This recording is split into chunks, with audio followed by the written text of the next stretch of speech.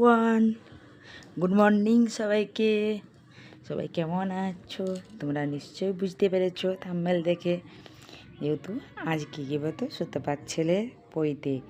আমাদের উৎকলদের নিয়ম আছে বাঙালিদের, যে পৈতের আগের দিন রাত্রেবেলায় অনেকগুলো নিয়ম থাকে, মাকে আর ছেলেকে করতে হয়।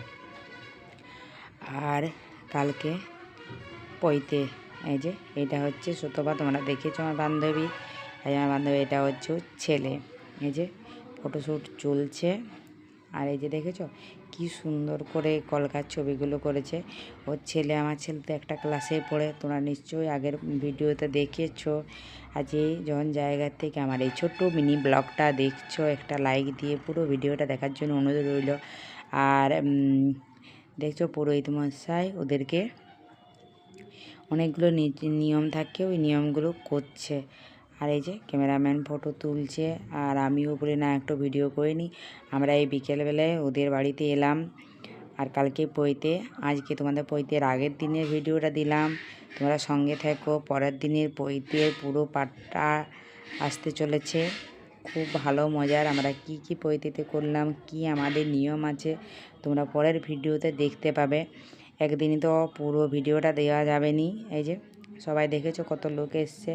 ওইদিকে ডম বসে আছে, ক্যামেরাম্যান দেখছো ফটো তুলছে।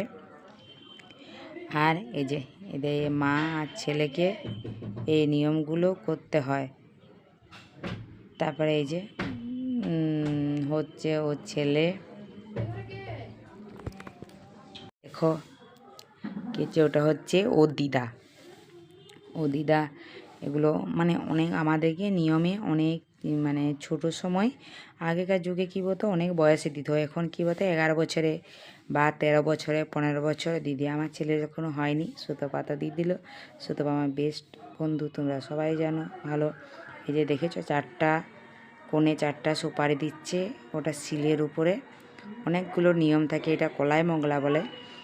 আর এগুলোকে সব ইয়ে করে শিলে করে ভেঙে ভেঙে ভেঙে ভেঙে ইয়েগুলো হলুদগুলো, এগুলো আমাদের নিয়ম বাঙালিদের, এগুলো নিয়ম থাকে, মাকে করতে হয়।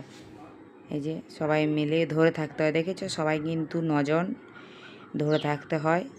যাদের বিয়ে হয়েছে তাদেরকে 9টা মহিলাকে ধরে আর এটা নিয়মটা করতে হয়।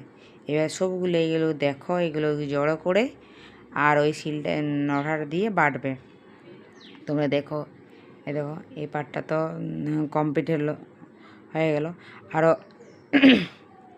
ক্যামেরাম্যান না কি বলো তো, এটা তুমি ধরে থাকো, এটা এইরকম করতে হবে, ওটা ইয়ে করতে, ওটাই এখন তো বুঝতেই পারছো এখনের নিয়ম তো আলাদা আর আগের নিয়ম আলাদা।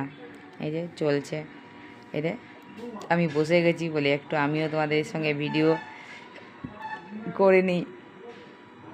আমি এই একটু কিছুক্ষণ আগে এলাম এদের বাড়িতে, যেহেতু কালকে পথে ও তো চিৎকার করছিল কখন আসবে ওর ছেলে, না কখন আসবে আন্টি আর ইয়ানকে কখন নিয়ে আসবে। আর প্রচণ্ড না ওই যে গোল মতন যে লাইটটা দেয়নি, ওটার জন্য খুব ইয়ে হয়। ওটার জন্য কি বলতো খুব গরম বেশি লাগে।